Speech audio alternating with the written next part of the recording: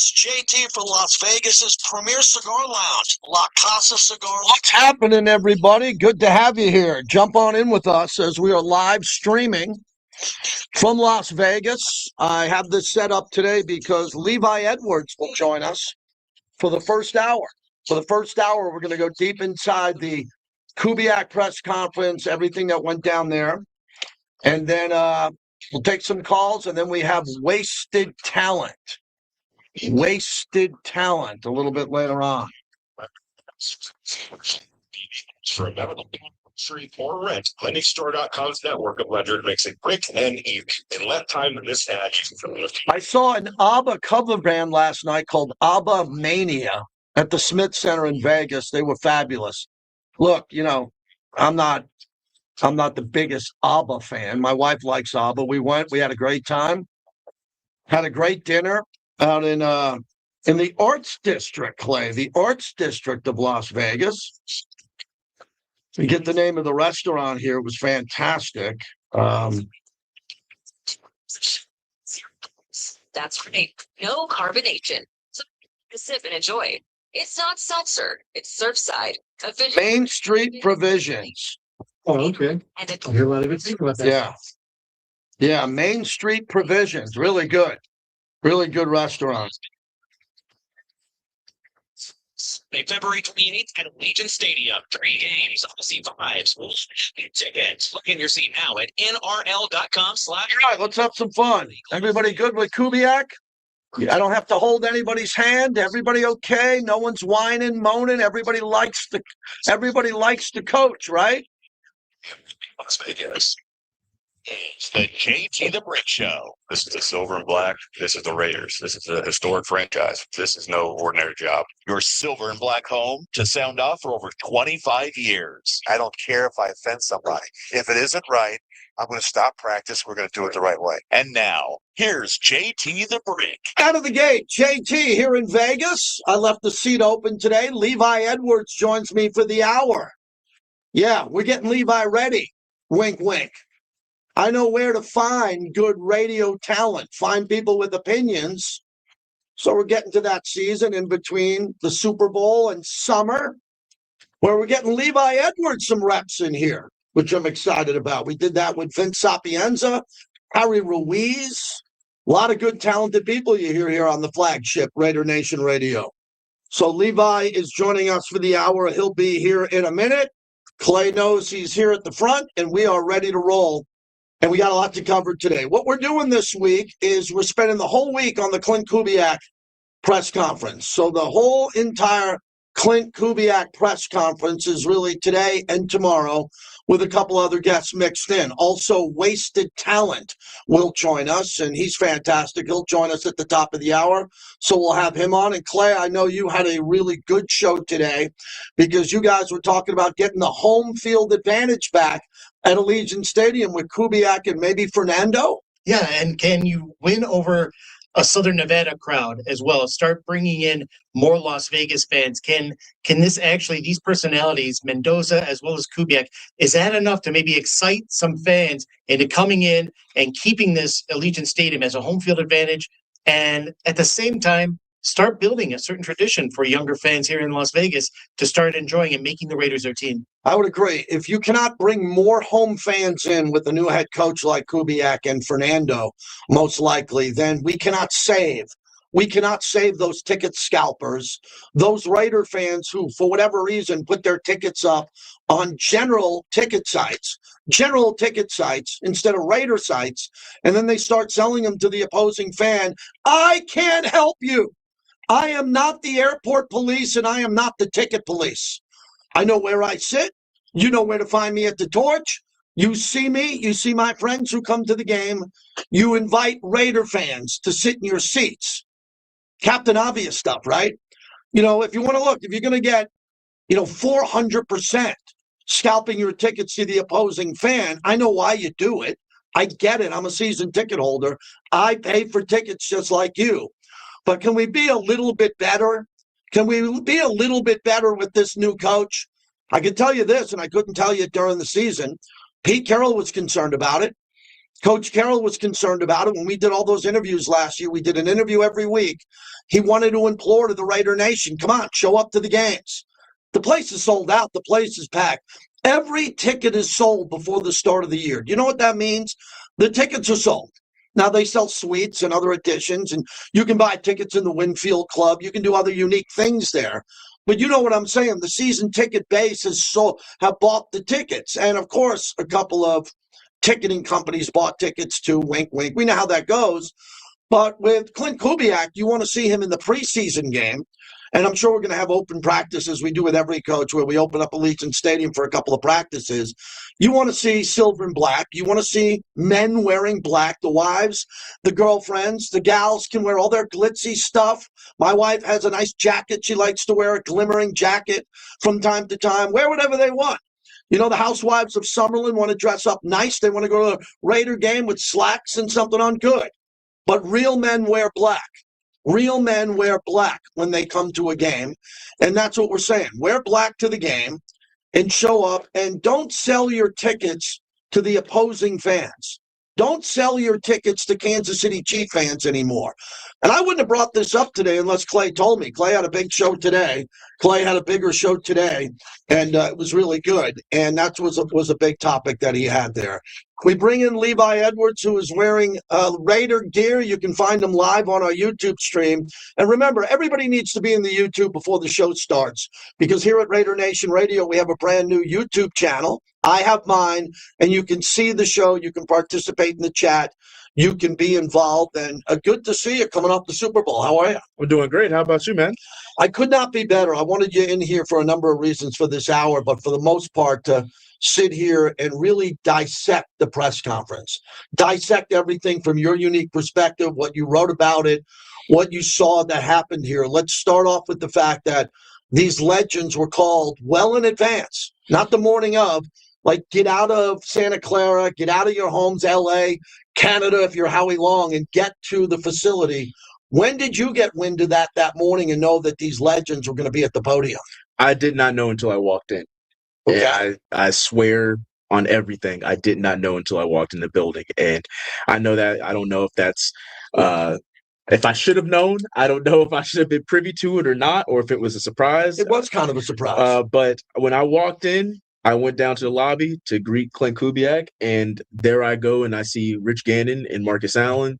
And it was kind of one of those things where it was the more I looked around, the more I saw, because I only got a glance. So it was like, first I saw Rich, okay, that's cool. And then you see Charles, and then you see Marcus Allen, then you see like Mike Haynes peek out, and then you see like Howie Long peek out. And I'm like, oh my God. And it's funny because me and Paul, we've now kind of together come up with the term the Raider Avengers. The Raider Avengers. The Raiders Avengers. It really was like a Marvel's Avengers Raider squad, because it was like the who's who of like anybody who's done anything for the Raiders are just up at this podium. And it's honestly like, it's insane. It's very intimidating for anybody. Yes. And I think Klint Kubiak handled it really well, because God knows if I had to be up on that podium and I had to have 4 or 5 Hall of Famers, a couple of Super Bowl MVPs, a couple of NFL MVP, if I had to have them next to me, well, I'm taking this job, I would be scared blankless.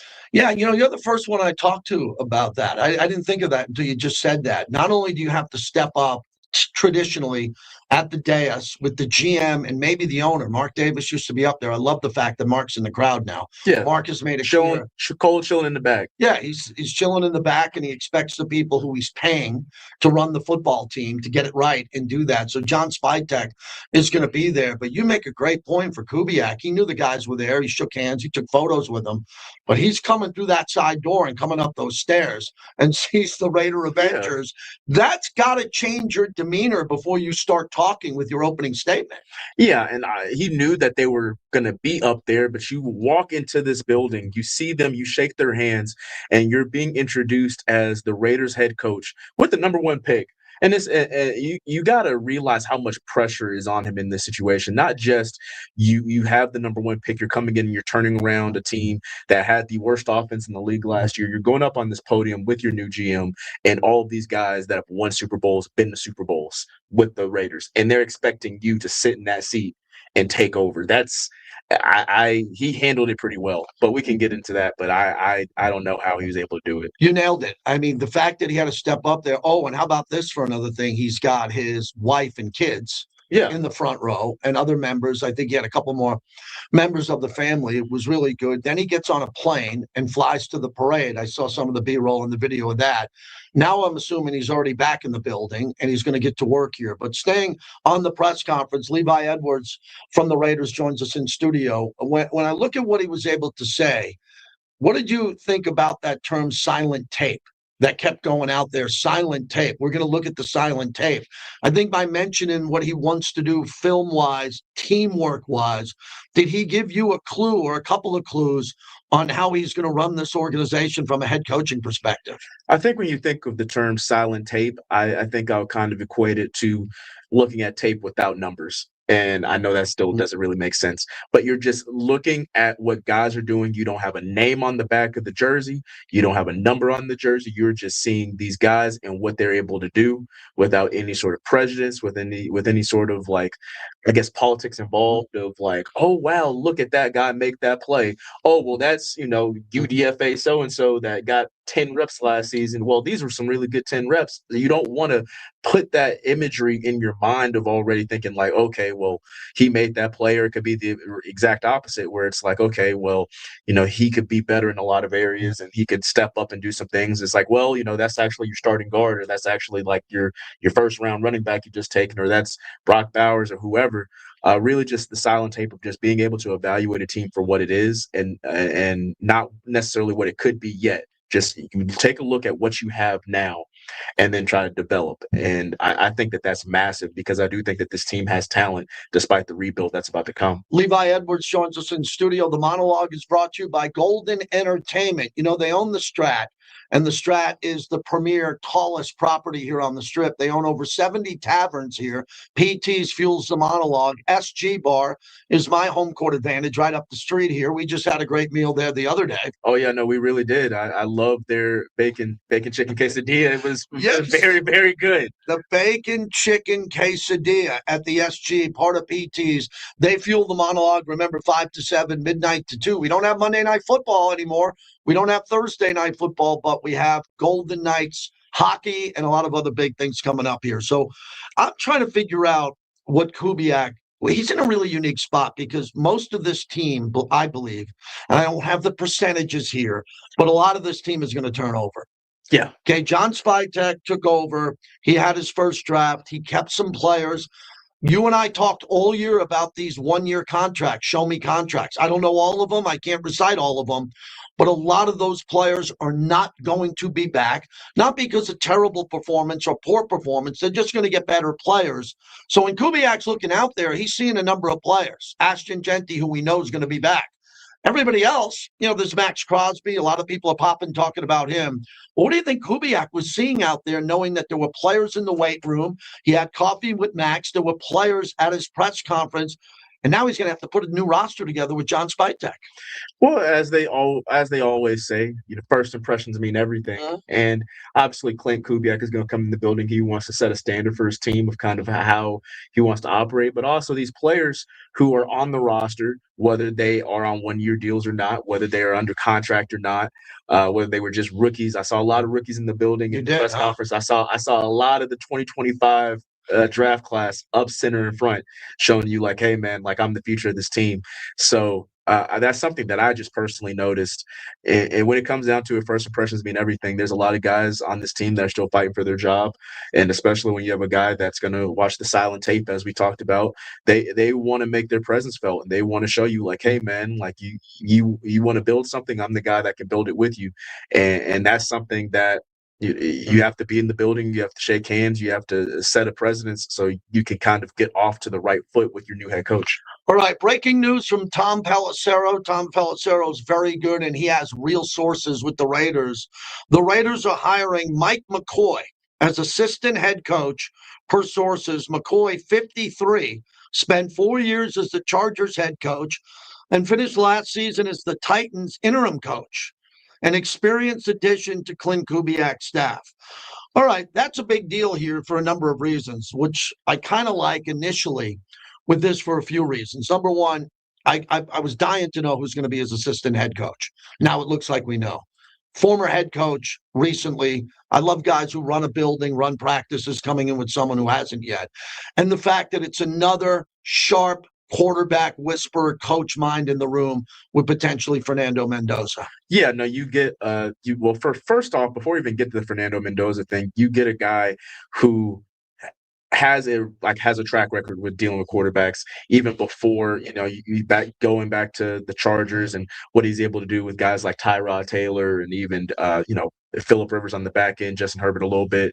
So I think he has a lot of really good experience, but also you have to go to the fact that he also did a lot of good things with Cam Ward last year. Right. When he was let go and he had to step up and be their intern, I think what he was able to do just in that position and be able to help Cam Ward develop. And now Cam Ward is about to be in a really good situation with Saleh. And they really the Titans are kind of setting him up to do really great things. And I think that comes off of the back end of kind of what we literally just saw with McCoy. So, I think he has the track record to back it up. And also just Klint Kubiak being a first-time head coach, really young guy, kind of need that in the building. Well, what I thought, and I wanted to share this because I didn't know Mike McCoy was going to get this position. It's just hasn't been confirmed by the Raiders again.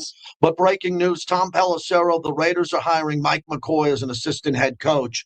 And we know he's on the offensive side. So Brian Callahan, who's the head coach of the Titans, who I like a lot, he's Bill Callahan's son. Right. And he took the Titans. And why did he get fired? Because he took the worst job in the league. Why did Pete Carroll get fired? Pete Carroll took a team where he couldn't win. He didn't have great talent, but he got fired after 1 year because he couldn't win. Brian Callahan went to the Giants, and he's going there as like a quarterback coach.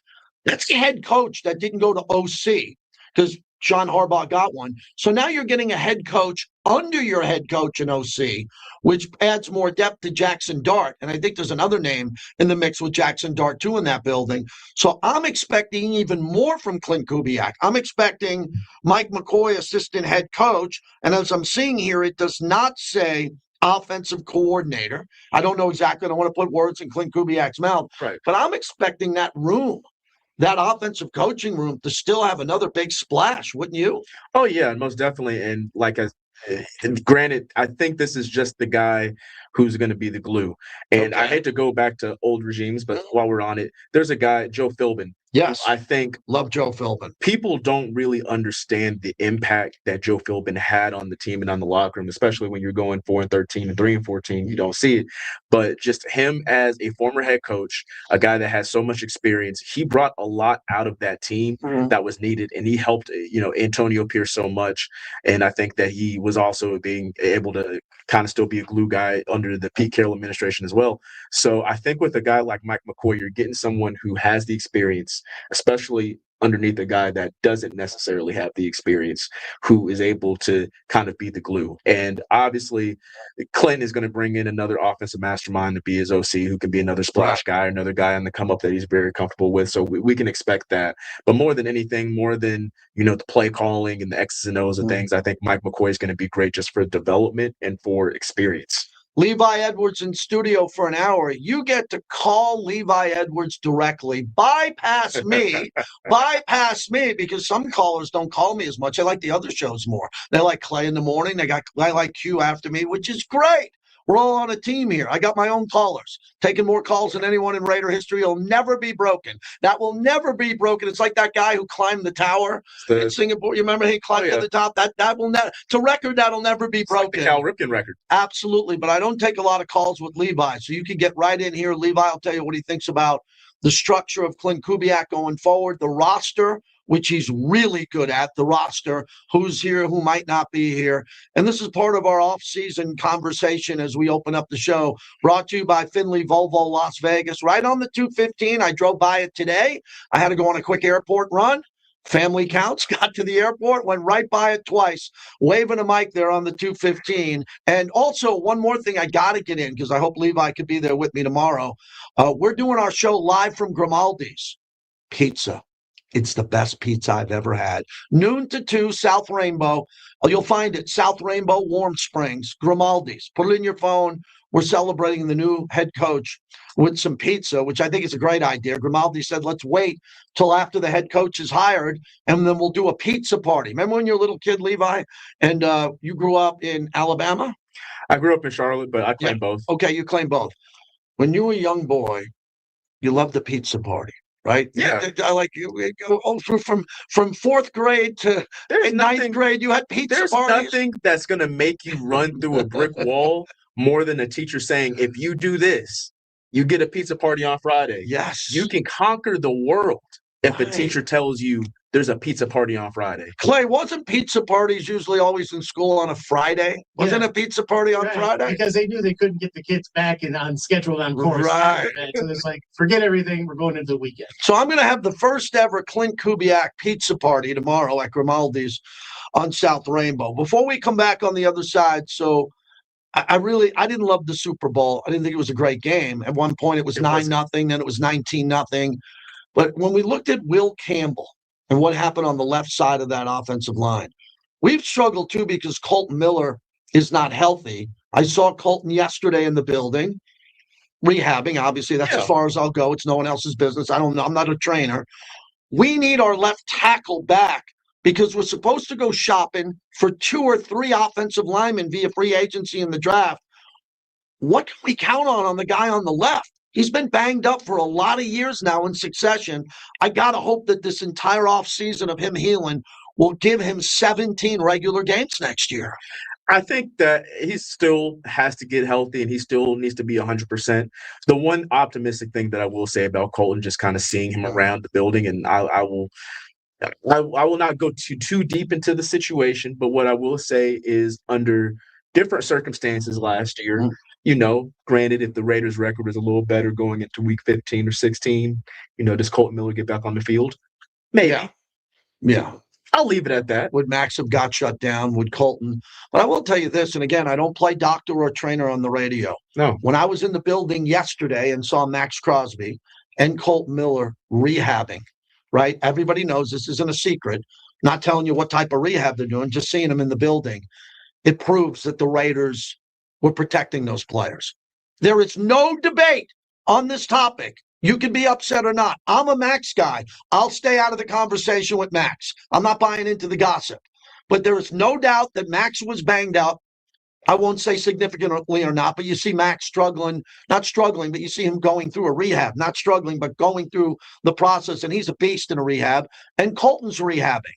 So those two players, it was fortunate, in my opinion, they weren't playing. Maybe the last game of the year you can go 2 games. But, yeah, I think the organization knew that those guys weren't 100%. Well, it goes back to that name you just mentioned to kind of like tee this all up, Will Campbell, where whether it's an excuse or not, Will Campbell was reported to have had a knee injury going into the playoffs.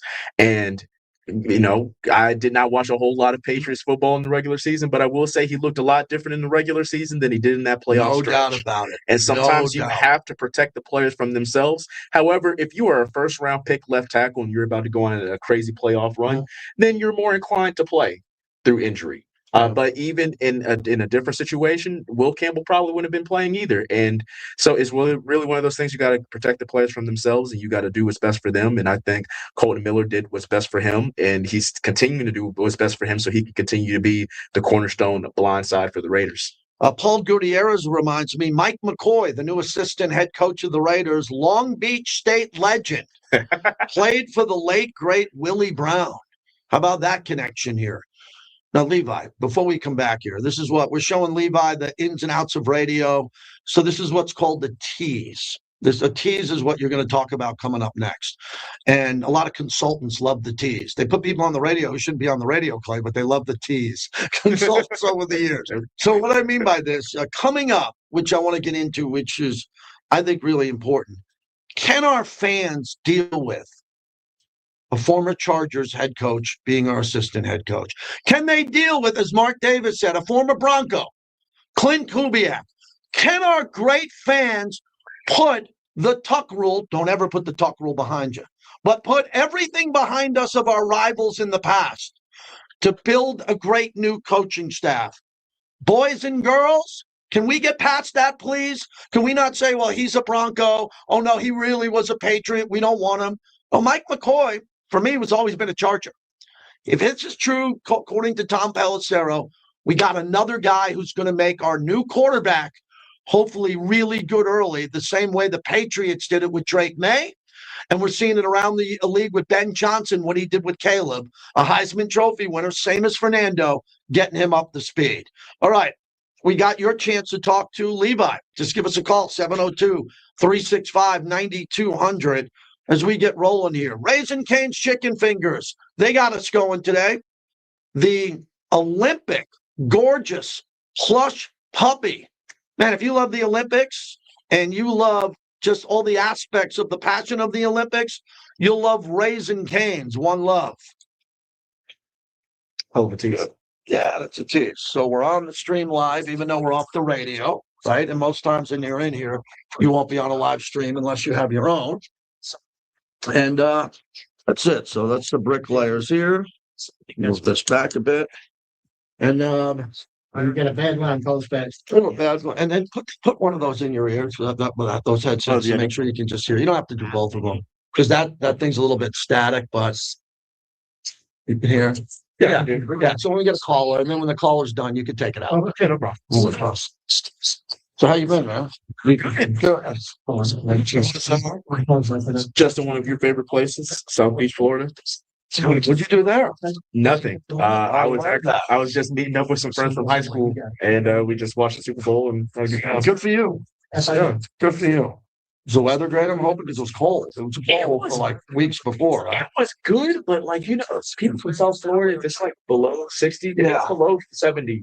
They act like it's freezing. Yeah, it was like 68, and they were acting like my parents are in Naples, which is the exact opposite coast. Miami's on Atlantic, and Naples is on the Gulf, and they had days there was 30s overnights, 40s, and then it just finally warmed up like last week. Yeah. We had a couple of 75 highs. Hold this off for a second. So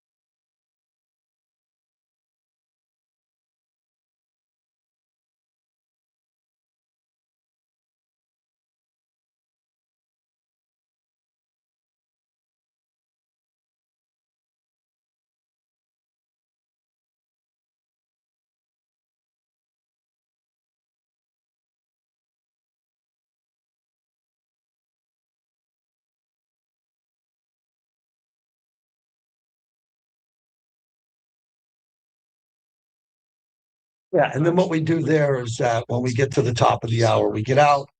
Then hour number 2 starts, and we can either do a monologue or have a guest. And then you want to, on this type of format, you want to drive calls. Right. And so we want people to call in, and he'll either tell you via text who's on hold or write it down for you. And then you'll watch right here how to do it. And then when you're done, when I'm done with the calls, I usually say, thanks for the call. That's my code. If someone's talking for a minute, I'll say, Barry, thanks for the call. Appreciate it. He fades them down, and then we go on, But I would say the key to any type of radio show is the beginning of every segment in the end. Because you know how to hit the blocking dummies in the middle of the practice and do all that. Question is, what people in the beginning don't get worried about or concerned about is they want to know how to how to start and end. It's start and end. It's start and end. Start and end. That's all it is. Got it. Okay. And then the rest of the stuff in the meantime, it's pretty easy. And what Clay does great is Clay's got a lot of sound. So as everybody's listening here, what we do before the show is we take the sound bites that we like.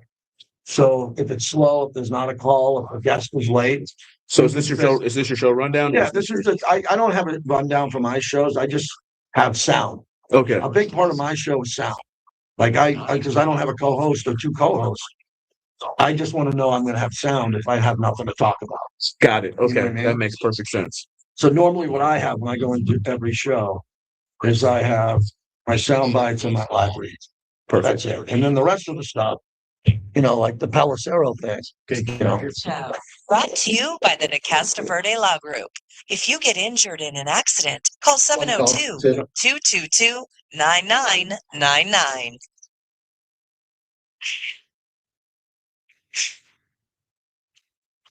Yeah, I do, but I hope you guys know I've never called a game by myself. That's something we do as a coaching staff together. We plan together, we communicate on game day together. Quarterback coach, pass game coordinator, run game coordinator. That is a group effort. So I plan on continuing to collaborate with our coaches and making everybody a part of the game planning process. Whoever sends it into the QB and it says wristband 13, I think anybody can do that, but it's it's us, how we communicate on game day will be really important. That's Klint Kubiak from his introductory press conference. We got him first on the radio, of course, on the flagship. We would get the coach first, and I thought he was really good. My interview with Klint Kubiak is on our brand new YouTube page. Raider Nation Radio has our new YouTube page. It only works if you subscribe. I'm on YouTube now. We're building this thing one show at a time. It only works if you subscribe. It's free. So can everybody take 30 seconds and just go to YouTube, JT the Brick, hit subscribe, Raider Nation Radio, hit subscribe, and you get all of our content. Now, that soundbite was interesting to me because he said he's never called the play, which I think what he means by that, he has, but he takes into account what the guys are saying upstairs, what his head coach, Mike McDonald, kind of wanted to see, not the exact play. And he talks about it as a team effort. I love that because it didn't work with Chip Kelly and Pete Carroll. As we're finding out, there were too many chefs in the kitchen. There was too much, okay, this, that. Chip Kelly, for whatever reason, there should be a 30 for 30 documentary. I like Chip. He's the highest paid coordinator ever. He didn't make it out of a season. So it's obvious to everybody that he wasn't on the same page with the head coach on the plays they wanted to have, let alone the personnel. And then the offensive line was so bad, not to give Chip Kelly his flowers. He got fired. The reason why the play calling never worked, no matter what they called, is they couldn't block anybody. They couldn't block basic runs. I am talking, we are running off tackle between the center and the right guard. They couldn't run that play. They were getting blown up so badly that Ashton Genty was getting hit by a linebacker or a defensive tackle who was 2 yards behind the Raiders' line of scrimmage, getting their hands on Genty. 0.2 seconds. You look at all of the things where, Ashton Genty led the league in rushing yards after contact, and he led the league and, being able to get certain things, behind the line of scrimmage, all these things. And those aren't good stats. We shouldn't be proud of Ashton Genty being first or second in the league in broken tackles, and we shouldn't be proud of him being first or second in the league in rushing yards after contact. These are things that have to be fixed in order to have future success. And like you said, JT, it doesn't matter what plays you call. If you cannot block, if the quarterback, doesn't matter if it's Geno, Fernando, whoever, if they do not, Aiden O'Connell, whoever, if you do not have enough time in the pocket to let a play develop and let receivers run routes, you're just not going to be a successful offense. You're not going to be a successful football team. Levi Edwards is in studio. Welcome him by calling in. If you want to get through anywhere around the globe, the Raiders mobile app is global. Keith in London, Crusader Raider, listens every day in London on his phone. Shout out Crusader Raider, man. That's my guy. That's amazing. Also, All In, Autumn Wind, broke the Guinness Book of World Records, the two big records. Congratulations, Clay. Please remind me, we got to get Brian on to congratulate him because he lit the torch the week after I lit the torch, which was cool. I lit the torch against the Giant game. He came in their following week. James Jones is like, what? what's going on? And we're sitting there, and he lit the torch. So we want to congratulate him with that. He's not hard to track down. He knows where to find us. Let's get out to Tim in Sacramento. You're up on the flagship. Go ahead, Tim. Hey, I'm on the flagship. Yes, you are. Hey, JT, what's your take on Marshawn Lynch? He did a live show in the Bay Area, reviewed the Super Bowl, and he called Seattle Seahawks the Oakland Seahawks. Well, why don't we do something productive? I mean, you waited on hold. I wait around. My wife throws me out of the house every day. I'm pacing like a tiger. You got to give me a better call than a Marshawn Lynch podcast with the Seahawks. Don't you have an opinion on our new head coach who we're welcoming? Don't you have an opinion? Sure. All right. So I know that he spent most of his tenure in the professionals. So that's very hopeful.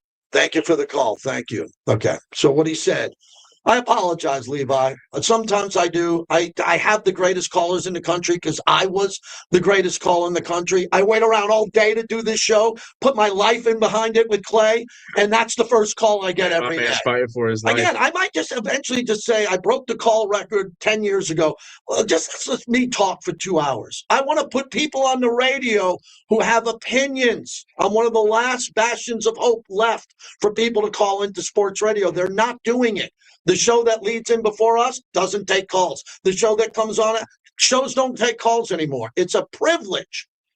It's a privilege to call a radio show. Not me. It's not a privilege to call me. It's a privilege to get on the air and to be heard all over. Opens up a line. We should never have an open line. 702-365-9200. Mike McCoy, according to Tom Pelissero, will be the new assistant head coach. Did not mention OC.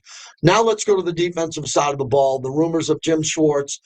I spent a half hour with Robbie Leonard before the presser. And it was a good conversation, and all of it off the record. Just talking because I like him a lot. Great Matter guy. of fact, one of my best friends in the world who was in my wedding, his kid plays on the same Little League team as Robbie. So they were talking. They met for the first time at a practice, and we were talking about him. But he should be in consideration for everything. Several other teams around the league know how good of a coach he is. I believe he'll be a head coach in one of the cycles coming up, if not next year, the one after that.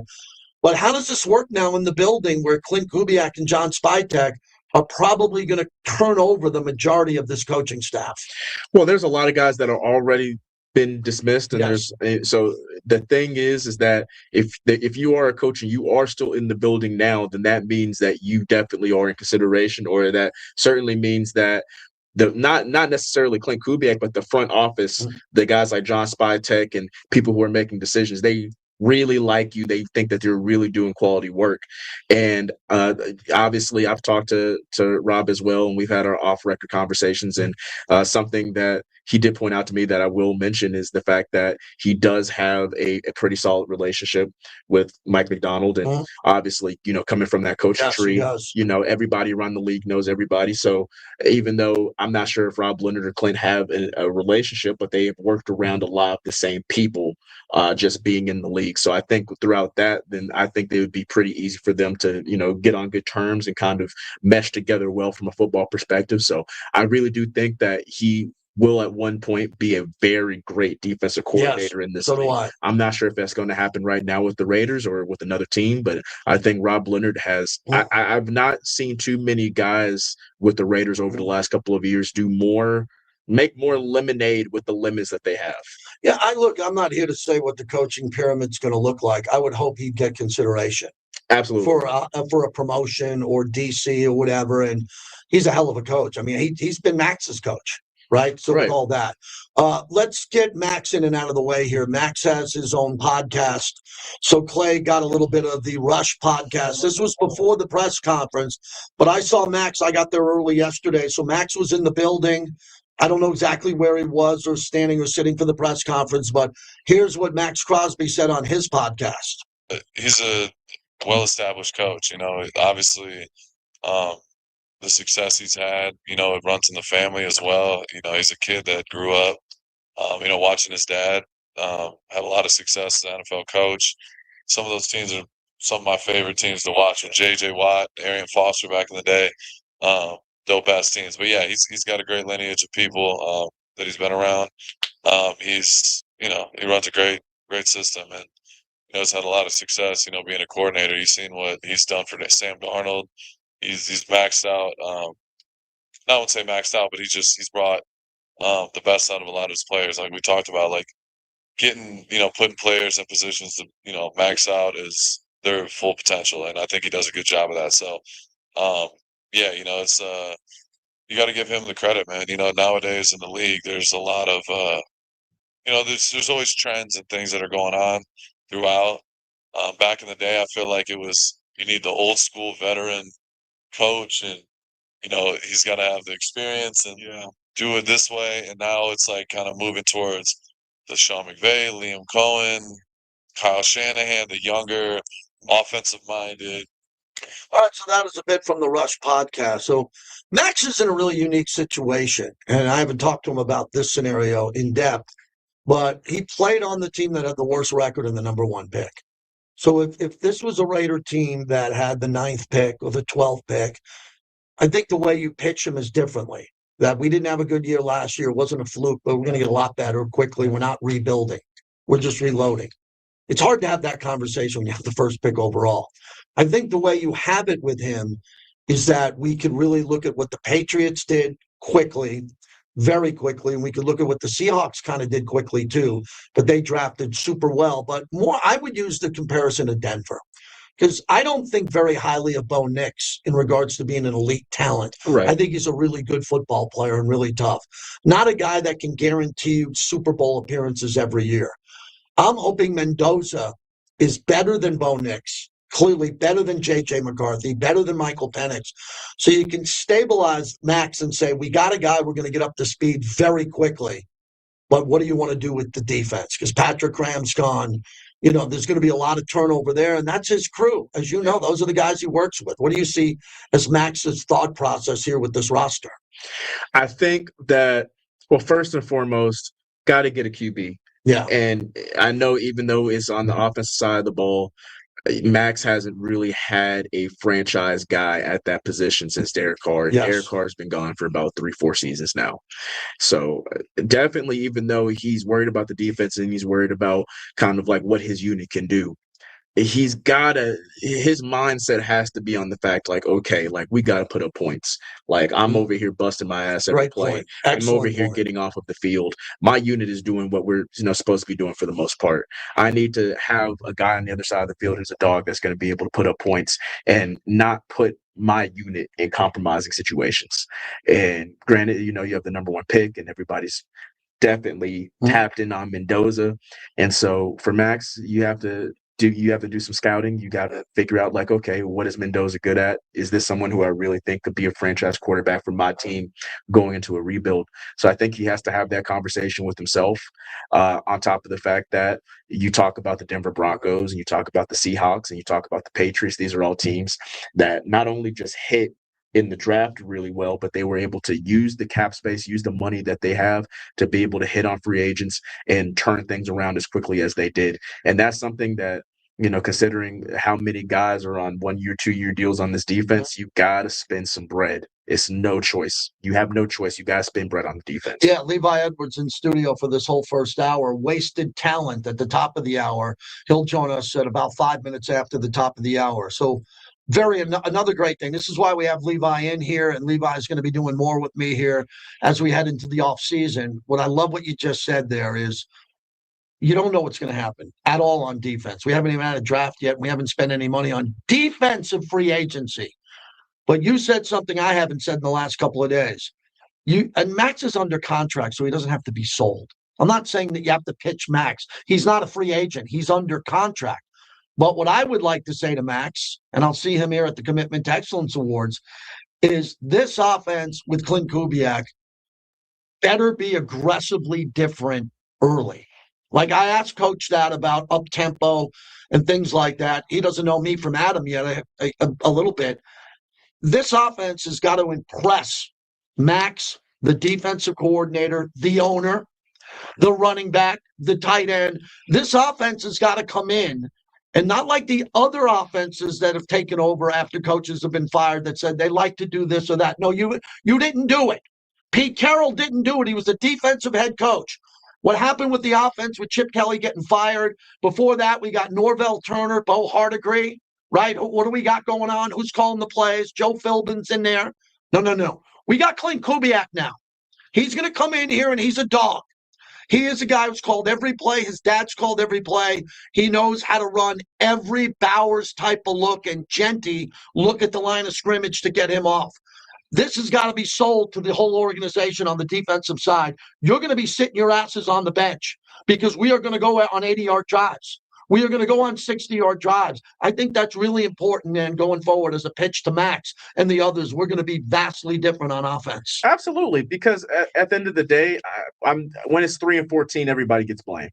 If you watch the games, there's so many times where the Raiders defense is on the field way too long because you're going 3 and out, or it's a turnover, or it's a fumble, or it's something, or bad special teams. Kicks are getting blocked, punts are getting blocked.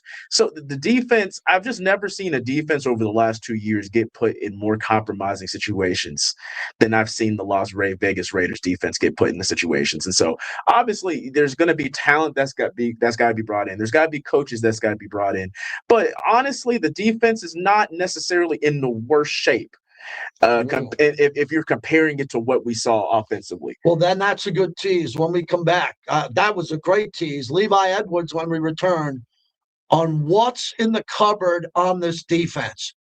I don't know, and I'm going to give him some pushback because some of the guys there who started on this team should not be starting under any circumstance next year. Do we all agree on that? There are a lot of guys who started a lot of games that will, A, not be here, or if they're here, should be pushed out potentially for a better player. We'll dive into that next as we continue on. We're brought to you by the M Resort Spa and Casino. Levi goes there with me, the Raiders Tavern and Grill. Fabulous. Have you been to the second tower yet? I have not been in the second tower yet, but I love the great place. Yes, the second tower is open. It's magical. You'll love it. Great restaurants. Hey, also great rates. Go to the M Resort Spa and Casino if you're coming into Vegas. Nice. Good. So on that, we did what we did. We closed it out by giving a live read with the M, telling us what we're going to talk about next. Yeah, That's really it. you almost made me die laughing with that call. Well, Tim usually has good stuff. I normally don't have to screen him, but I didn't know. I don't know what he was on. It sounded like someone was talking in the background and being like coaching him or something. Right. You know. It's like an Oakland Seahawks question. Yeah. Show. What's going on, chat? We got Levi here. D's telling me to hydrate. I'm going to do that at the top of the hour. I need to hydrate. I need to hydrate too. Yeah. I knew I was going to be in here for a while, so I was like, let me cool off on water. Yeah. And these breaks, as we're showing Levi the ropes on radio from the inside, and this is good for everybody out here. We might have someone in the chat who's trying to get into radio or media. I feel like I'm going under an internship right now. Yeah, it is. Well, that's what it is. You just don't learn by cracking the mic. You got to know this is the fundamentals of doing radio, which is really top of the hour, break, bottom of the hour, somewhere between 35 or 40 after break. Then you come back at about 45, 46, 47. And then Clay gets in our ear hard when we need to get out. This is the only time we got to get out. And you don't have to nail it. It's not like a rocket launch. With 10 seconds to go, you say, hey, I'm Levi Edwards. I'll be back on the other side. Hour number 2, Paul Gutierrez joins us on Raiders Radio. Yeah, there'll be a music bed. It's about 30 seconds, so we got time. Yeah. We'll be off. Yeah, so we got to be off by 12:55. Roughly, yeah. Roughly that. Yeah, not roughly. We got to be off at a certain time, but Clay handles all that. Got it. It's game. Well, I didn't learn from anybody, man. When I started in overnights in 96, believe me, man, I was literally thrown in a Clay. Well, I was thrown in almost a closet with a board-op Bobby Machado. Right. Back then, who was really good with that. Man, It was like there was a window that would separate, the host from the board off, which was the old way, the good way. and it was a 5-hour shift. Yes. Jesus Christ. I was talking to Ben Maller on Radio Row, and Ben Maller was telling me he's still doing, I think he's doing 4, maybe 5 hours a night with no co-host. And see, if you're doing it solo, it's not hard. This isn't hard, but solo, you have more control. Yeah. You know, like you're in charge of everything. When you have a partner or a co-host, Just everything flows better. everything flows better, and you get a little bit of a break to reset your thoughts. And Yeah. you know, if you ever, and that's the other big thing when you have a co-host. If you ever want to say anything, it's just handshake. It's like, I'm ready, or back to you. Yeah, I think I'm going to say it when we come back. The Raiders did an amazing job having that entire media session out there. I mean, all the local TV stations. Oh yeah, no. That was probably the most I've seen like a coach do like local media before on Bible. Yeah, he He did did a lot. everything. What do you guys think of Mike McCoy as the assistant head coach? I like it for one reason. One, super experienced head coach to help out a young coach in regards to meetings, That's practices. If Klint Kubiak's got to leave his meeting, right, with the quarterback and the offense to go, something's going on at special teams, he's got to be in there. You got Mike McCoy running the meeting. That's pretty sharp. Now, there's a lot of guys like Mike McCoy around the league, right? Brian Daboll. Brian Daboll is a former head coach, a really good coordinator. He could have been the coordinator here. Coming back with I usually tell you interception. Yeah. You see that, or you just randomly bring it up? Oh, wait. Yeah, he told me that yesterday. Oh yeah. Yeah. So, Yeah. see, that's something I could have absolutely, if I wanted to break news, did that, and I would never do that. There's no upside. You know what I mean? Yeah. You finally got your hand, man. I just noticed that. Yeah, you Finally, silver and black. I finally got out of Marcus, man. Hell yeah. Listen to this. Hands back to throw. Got time. Late pressure.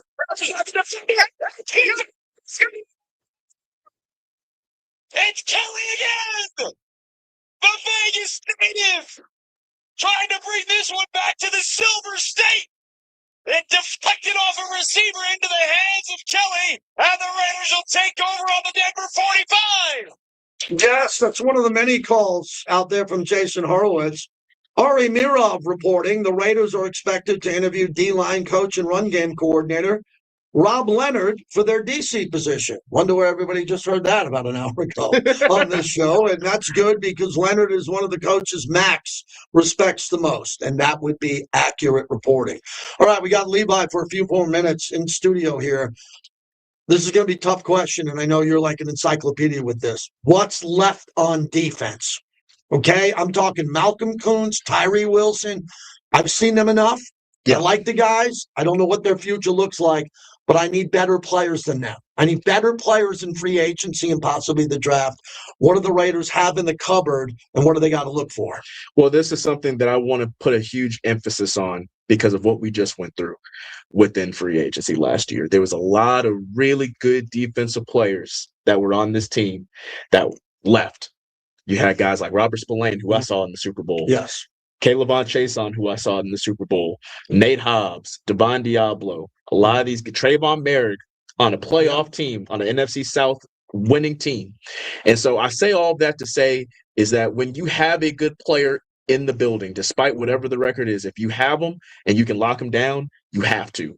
And with that being said, with what we have left, you have to find a way to bring back Eric Stokes.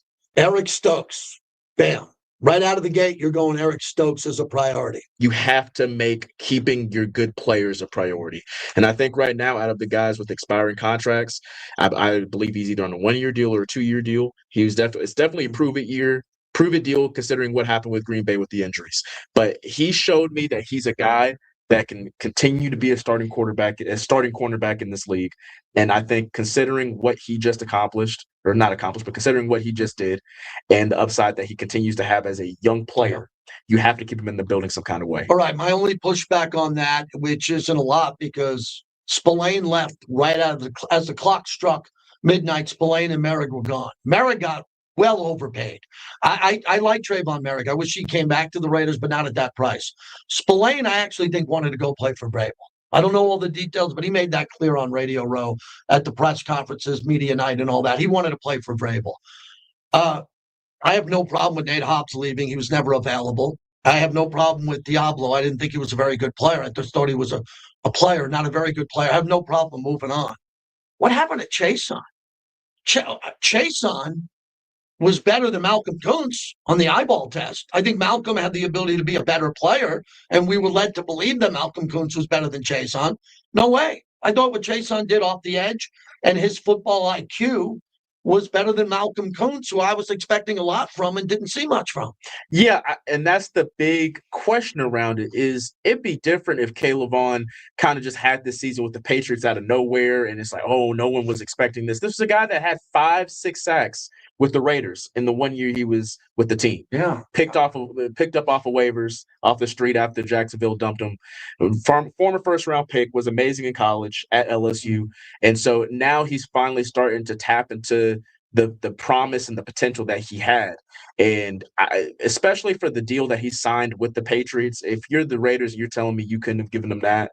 It's just very disheartening. That was a miss. That was a miss because he turned out to be a really good player. It would have been another player the Raiders don't have to look for. Exactly. Another player there in regards to that. So with the older linebackers, Landon Roberts, and what we saw last year on their deals, you know better than I, or one or two of them coming back, most likely. We don't know what the process is. What does it look like? I definitely think you should bring back at least one of them, just from the standpoint of you need veterans in that building. Okay. You need veterans in that room to really help the younger guys, but especially with just kind of like the modern day age of what a linebacker is supposed to be.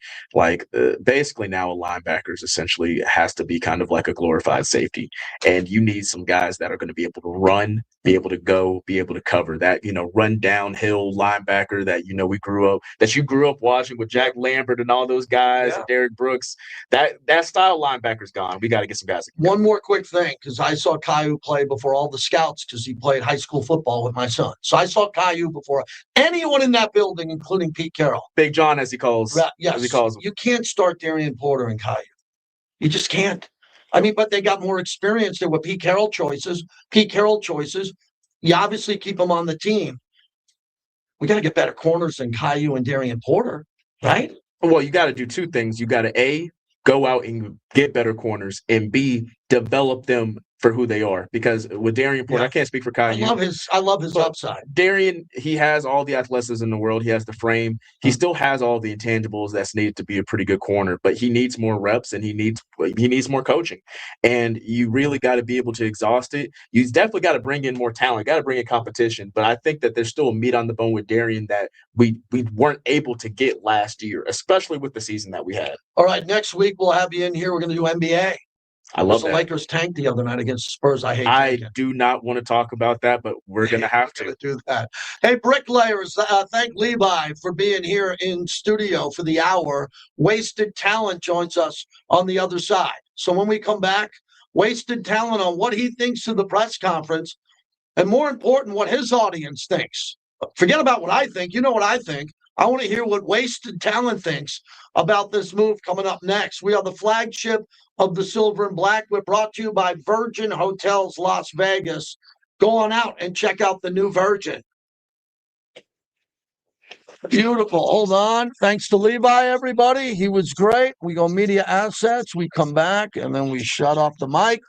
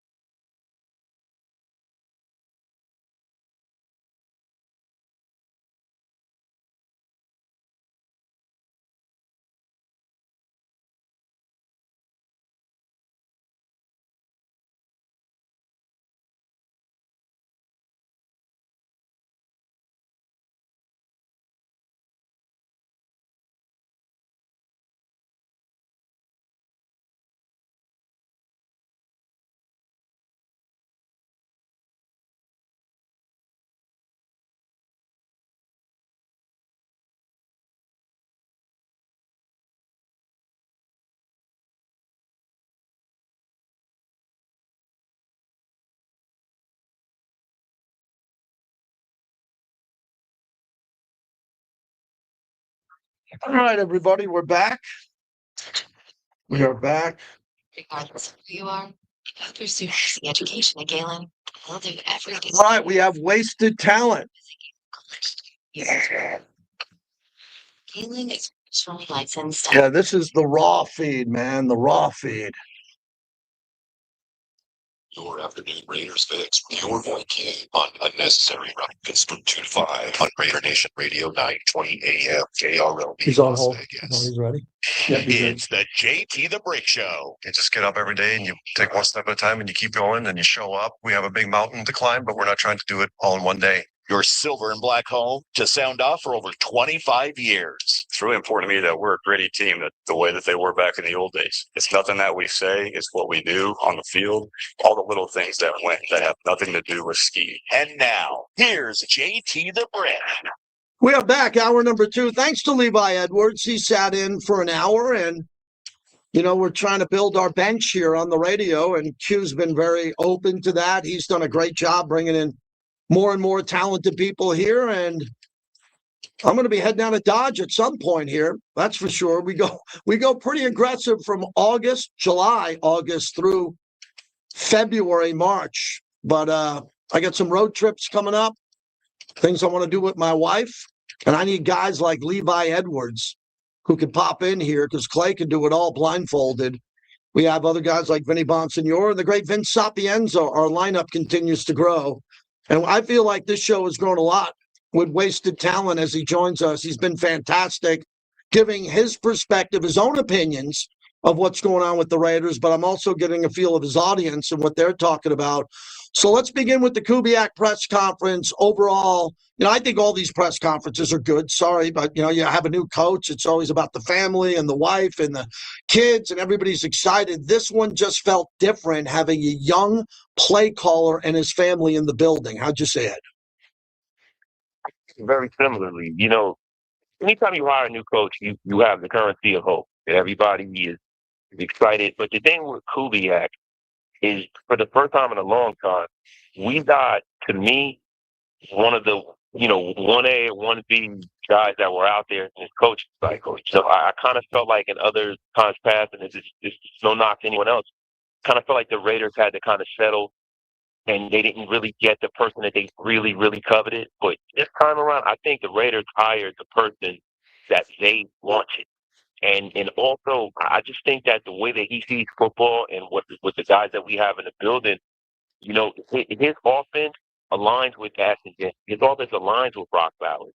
I was doing a little research, and they talked about how his father and John Spytek go way back, and how John Spytek helped his father out, and they have those ties. And I think that this is what's going to be so great for the Raiders. It seems like now, finally, we have a situation with GM, the ownership, and the coach, and everybody's on the same page. I'm very excited.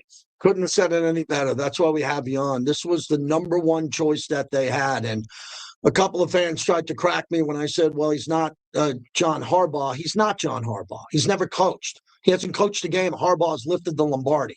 Harbaugh's got the pelts on the wall. So is Sean McDermott, who wasn't available in this cycle, or Mike Tomlin, who was only available in a trade. But all of that being said, I knew for a month or more this was their number one target. This was the sweet spot hire that they wanted to make, and we all knew that, but they still had to close the deal. So for Mark Davis, Tom Brady, John Spytek, and closing this out, how impressive is that to you, considering if they didn't get him, it would have had to be choice 2 or 3? Well, listen, it goes to show you the gravitas, and it shows you the validity of having Brady in the building. There are a lot of people that try to, talk down on it, and they don't think that is a thing. But having a man such as a Tom Brady in the building, this guy, is widely regarded probably the greatest quarterback of all time, one of the great players that ever played this game. But beyond what he did on the field, I think that people definitely respect his football acumen, his mind, and his opinion. And the fact that Tom Brady was able to close just really gave a lot of validity to Raider Nation. Because last year, the whole Ben Johnson situation, there were a lot of people who thought that they were going to be able to close Ben Johnson last year. But let's be honest, like last year,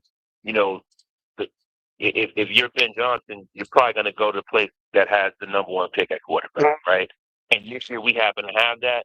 And for Brady and these guys to get it done and to zero in on their guy and to go through a real coaching search, to me, that's why this feels different. Like, I kind of feel like the last few coaching hires that have happened here, the job kind of was like not given, but they didn't go through their just due with that. Like, it was just like, hey, I want to bring John Gruden back. And that was a great thing, right? Then after that, the Josh McDaniels thing happened how it happened.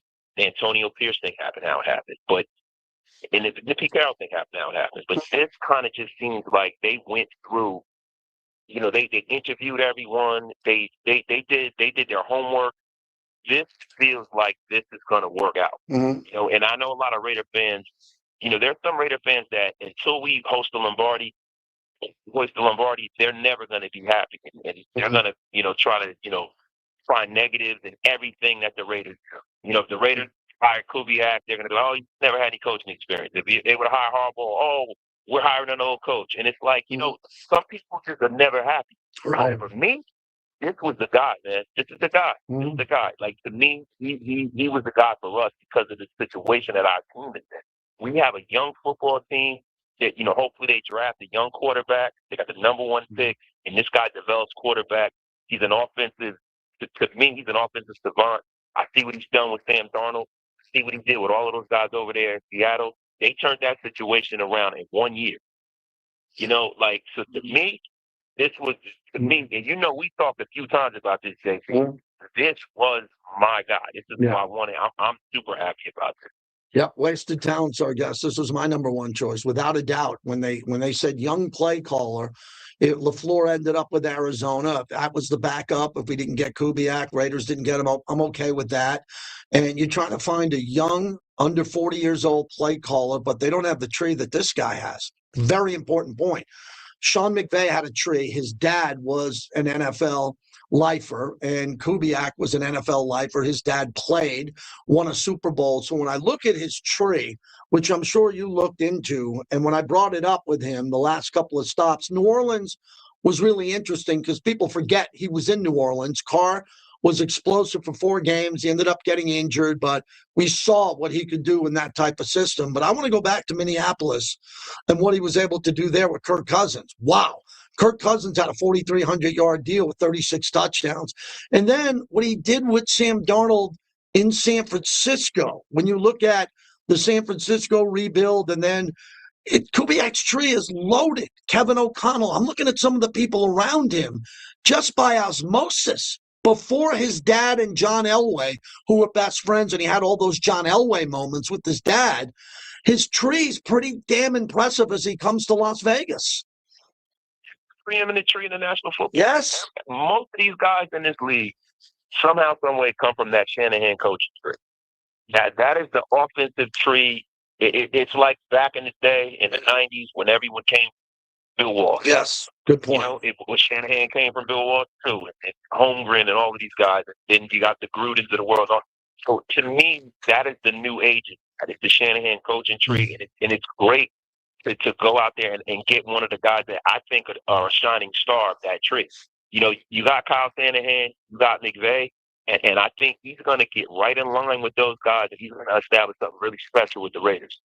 Wasted Talent is our guest. We'll tell you about all his social media, his great podcast as we continue. So I've been dying to ask you what you thought about the Legends, because I know you went live with that, and see Howie Long, who comes by, but normally he can't because he's working every Sunday for Fox. Same thing with Woodson. He can come for a Monday game, but he works Sunday on Fox. And then the Gannon, bringing in the MVP and Rich Gannon to go along with Jim Plunkett, that quarterback connection with Kubiak, Marcus Allen, and then our ultimate defender in Mike Haynes. I mean, that was a beautiful thing as you looked at more of a Mount Rushmore of great Raiders who are still with us.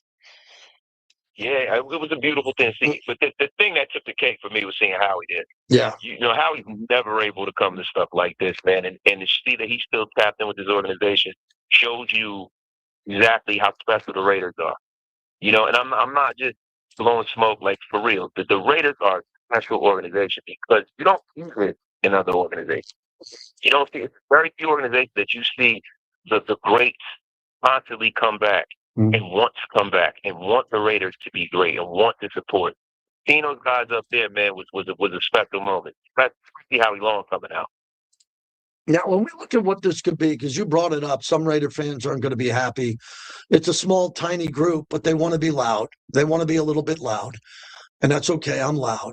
But when it comes to the fan base now, isn't everybody all in? I mean, especially forget about Mendoza. That looks to be a lock, but we got to wait till that plays out.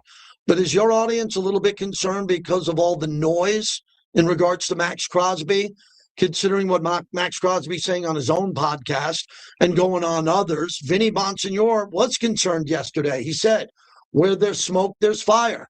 I'm understanding that nothing is a lock, but I think that Max wants to stay here, and I think the organization is going to do everything to keep him. What are you hearing? Well, definitely my audience. This has kind of been the dominating topic, every night. Everybody's concerned about Max. Yeah. Look, Max Crosby has been the Raiders for the last years, but he is the guy that everyone loves. He gives maximum effort. But let's be for real here. This is a man who has been through a few coaching changes. There's been a lot of tough times here. He's almost, 29 years old. He'll be 30 soon. He had a few surgeries. And think that, Max has learned from previous years, him kind of, getting involved with the coaching hire. And for everything I'm hearing from Max Crosby is, listen, I'm a player. Whatever happens, happens. I'm not getting too involved with the coaching search. I'm here. I'm going to produce. Now, the smoke about him leaving, whether he wants to be here, whether or not, I don't necessarily think that, Max Crosby wants to leave, but I think that the Raiders are gonna have to they're gonna have to sit down and have to mend some fences here because there's clearly this is just no inside information, just from my observation. There is clearly something that is off. There's clearly something that's off. And they're gonna have to sit down with this new regime and they got to mend fences. And maybe that could be the fact that Max is like, listen, I don't know, man. I'm young. Maybe I do want to go.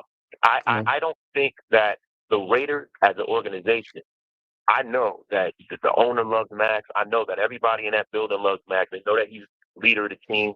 And why would you want to get rid of a Max Crosby? Nobody wants to get rid of a player like that. That guy is just such a table setter, such a great human being. Like as far as a player, like you want guys like that in your team. Even if like a lot of people want to say, okay, get rid of him for picks, right? But you do that, you can only hope and dream to draft a guy like that. Even if you draft them in the top 5, half of these guys, you never know what this guy's going to turn out to. So the thing is, I'm just hoping that whatever the issue is, they're able to sit down, cooler heads able to prevail, and I don't even know if it's even a problem because it's just something this year, JT. If I'm being honest, something seems that afoot, something seems a little off just from the way he conveys his message. Because normally, you would see him be more vocal about how he feels about things, but now he's being more measured, and maybe that's from him learning from the past and saying, "Hey, listen, I'm just gonna play. I'm a player. I'm gonna let the people that make the decisions do the job, and I'm gonna sit back and watch." But look, this is just me, right? As a fan, if he decides to move on, I'm okay with that because he gave his all to this organization, and if that's a decision he makes, then I support that. I always support him as a player because he's been phenomenal since he's been here, right? And I know that the organization, from everything they said and everything I can see, they want him to be here. Sometimes things just don't work out. And when you're there for a long time, sometimes change is needed, right? But I would hope that things are turning in the direction they're turning, that he can see that, hey, listen, we got the number 1 pick, got a great young coach, we got a great organization, we have $106 million in cap space. They can go out there and really remake this team in the image of the new coach. And I think that there's a lot of success that is around the corner. We've said that in years past, but you can see the success. I can see the daylight at the end of the tunnel, man, and I hope he can too.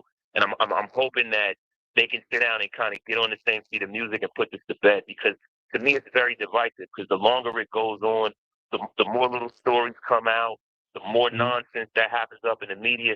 those things, these guys are all human beings. Those things take shape and things take their turn for the worse a lot of the time, JP. I know you've seen that throughout your career, you know? This stuff doesn't just happen in a vacuum.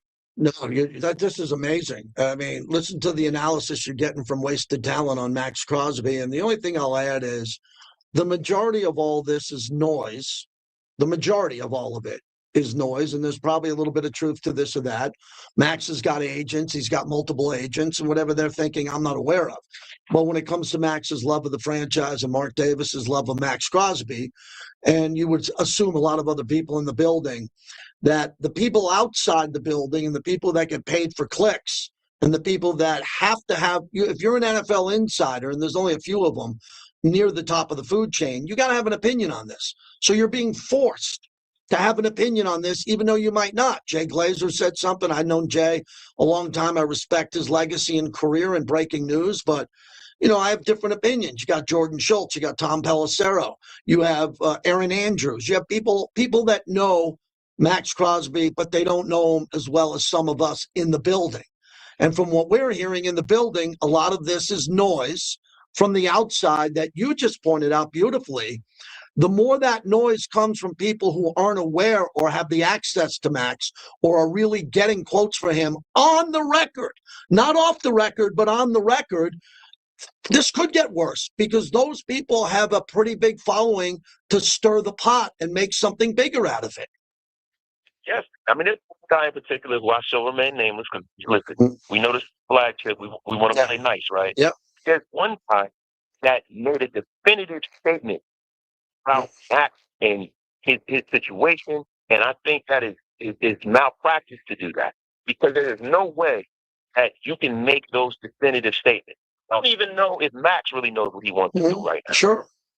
Like, let's be for real here. Like, this is not something that just happens in a vacuum. This is a man that built a brand new house in Las Vegas.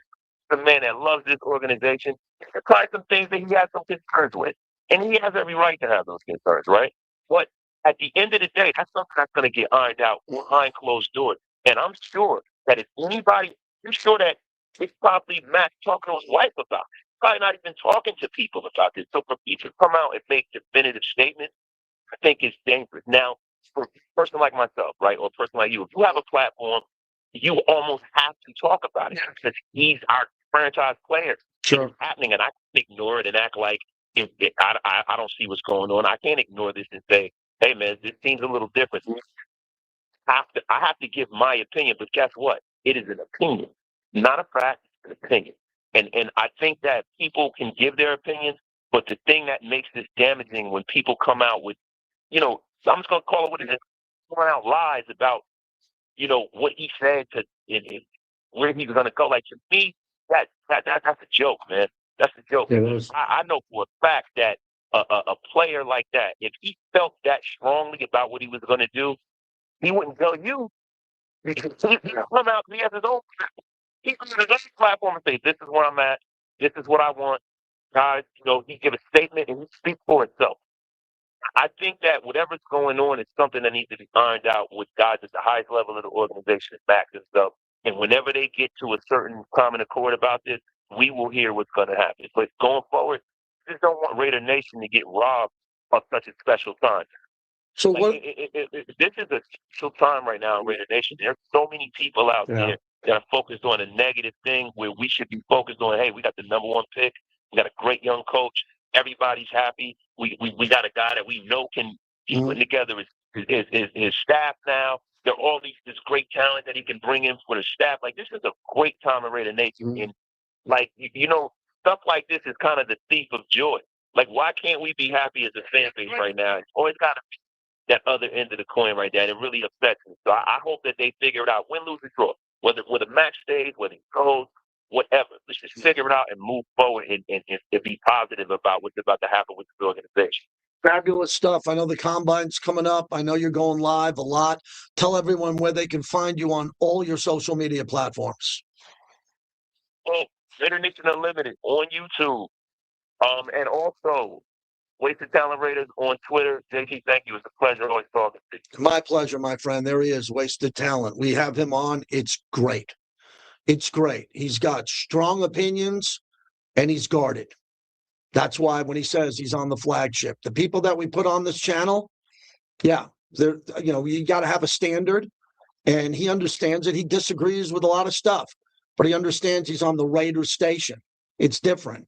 Other people have huge platforms that aren't on the Raiders radio station. I get that. But when you come on here, you can't trash the owner. You can't trash the GM. You can say what your concerns are, but you have to have a level of decency like he does.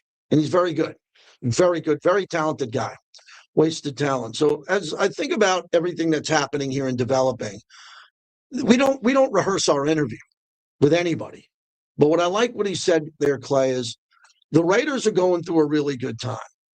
And this is never about me, but he kind of brought it up. The amount of shrapnel this show got over the last 3 or 4 years, I cannot come by and pick up all the shrapnel. It's everywhere.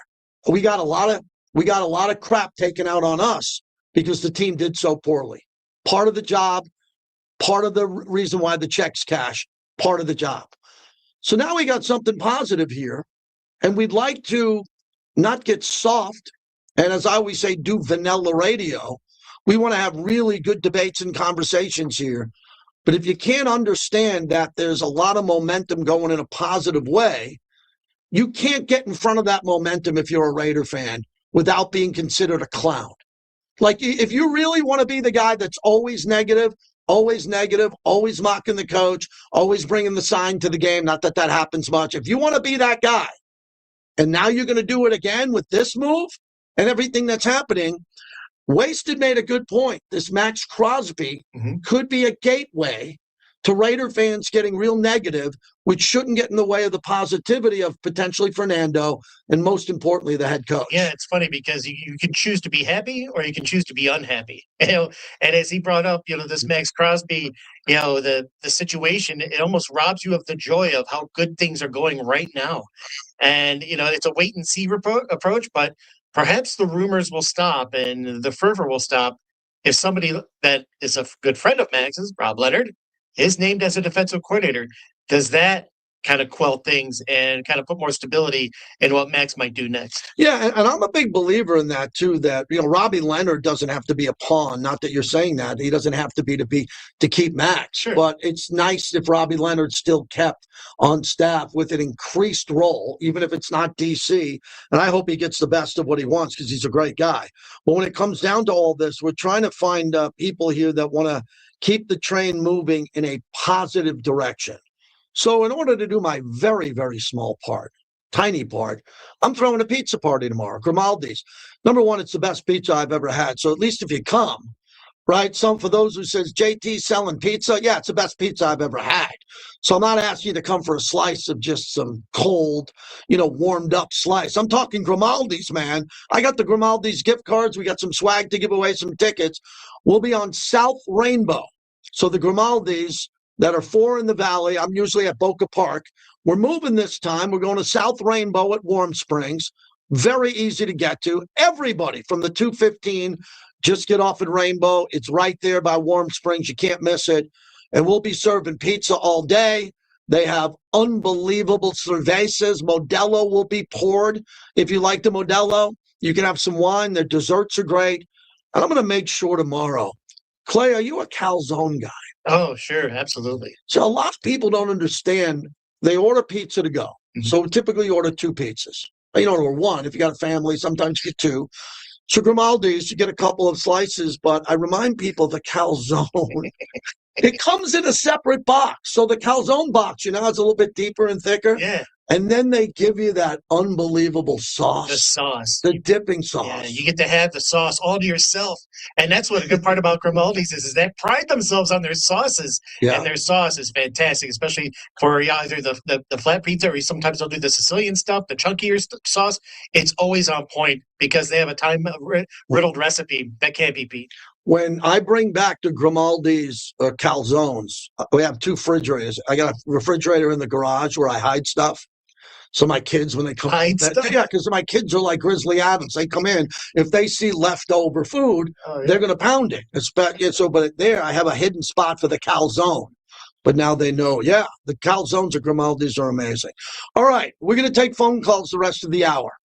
And I don't care what you call in on, but you should be pretty excited to call in. These are your first ever calls to me with this coach. I haven't heard any of you. I've only heard like 3 or 4 people tell me about the new coach. Where's everybody else? What do you think of the coach? What can you do to help this coach? Well, I know you're not going to call plays and do the laundry, but what do you want to do as a fan to get behind this coach? If you have concerns, I get it. The staff is being built out. Every topic is open. I think the 3 off-season topics that are biggest in no particular order are head coach, number 1 pick overall, and Max Crosby. It's pretty easy, right? For me, finally, I got something to talk about. Oh, boy. Did you see me the last couple of off seasons? Coming up with good topics like the Raiders' all-time greatest team, the Raiders' all-time greatest games. Why'd we do that? Because we had nothing else to talk about. What are we going to talk about? I don't talk about backup cornerbacks. This is not the show of the practice squad. Now I get to talk about Fernando. I get to talk about Klint Kubiak. You better believe I'm going to talk about this stuff. We have an off season of more relevant storylines to get into. And I love that because I think it makes for better radio. Yeah, when you don't make the playoffs and you're not making the playoffs, we have to stall from February to July. Now we don't. We got a lot of big things happening right here. Here's Ray in Las Vegas on 920. Hello, Ray. What's up, Rick? What's up? I mean, I remember when he was in him and Derek Carr was killing it. Them Jacks before Derek Carr got hurt. It was like leading and scoring and yards per game. So, and then he did the same thing in Seattle. It's good to have a good young offensive mind. Somebody off of that Shanahan, the Bay Tree, get something a little more positive and no penalties and just run a offense that's competent. That's what we need. We need competence now. Yeah, I think he's the guy to do it. Thanks so much for the call. You got to assume last year, one of the great things that Pete Carroll did, great, not good, great, was Pete Carroll was great with the clock and time management and being competent, right? Pete Carroll didn't have a good team. He had a lot of injuries. Not saying he coached well. He had a bad year. He had a bad year. But Pete Carroll with that headset, talking to the coaches and knowing where to call timeout, knowing where the 2-minute warning was, all of that. Not that Antonio Pierce was terrible at it, but that wasn't his strong suit. It wasn't. His strong suit was defense, linebackers, motivating the team and all that. Klint Kubiak is going to have Mike McCoy, as of right now, along with Klint Kubiak, putting in the offensive game plan. The offensive game plan is going to be vetted by Klint Kubiak, Mike McCoy, and I'm assuming a new offensive coordinator that hasn't been named, who's going to be a wizard, someone really good who's not going to call the plays. Klint Kubiak is going to call the plays, but you're going to have an arsenal of 3 or 4 guys. I said, keep an eye on the Giants and what the Giants are doing with all the offensive minds they brought in for John Harbaugh's staff. I see the same thing, Clay, here in Las Vegas. I think it's good when you have like-minded guys in the room, but at the same time, you have also people that are on the modern era of football that want to go and be expansive, be explosive, and I think that's exactly what they had in Seattle that made that thing run. Yeah, very interesting what's going to happen here because Mike McCoy wouldn't have been my first choice. I wouldn't have guessed Mike McCoy, but he does check the boxes. He does check the boxes. Experienced former head coach paired with the young head coach. Like when I think of Mike McCoy, I think very similar, not as successful, but I think of Gary Kubiak. Gary Kubiak's more successful, obviously winning a Super Bowl, but Mike McCoy has been on some really good staffs, and he comes to the Las Vegas Raiders. More when the Raiders make that official. That was by Tom Pelissero. And when we come back, Tom's got something else to say. He was just on with Rich Eisen in regards to Max Crosby and his future, so we'll get to that coming up next. We're brought to you by Modelo, the fighting spirit of Modelo. Was in the building. We were in the building on Tuesday, and who's walking around? Jim Plunkett. When I see Jim Plunkett, I think of the fighting spirit, and I also think of Modelo, proud partner of our show. It's necessary roughness. Thanks, everybody. Good show today. Levi Edwards for the hour. Wasted talent. Thank you very much. Please subscribe and hit like on the way out, please. So I've got Please hit like on the way out and subscribe. Please like and sub, man. Appreciate everybody. Thanks. Yes, I'll tell Clay you said that too. We'll talk to everybody soon. Appreciate it. I'm excited, and I think all Raider fans should be excited too. Don't miss Unnecessary Roughness, weekdays at 2.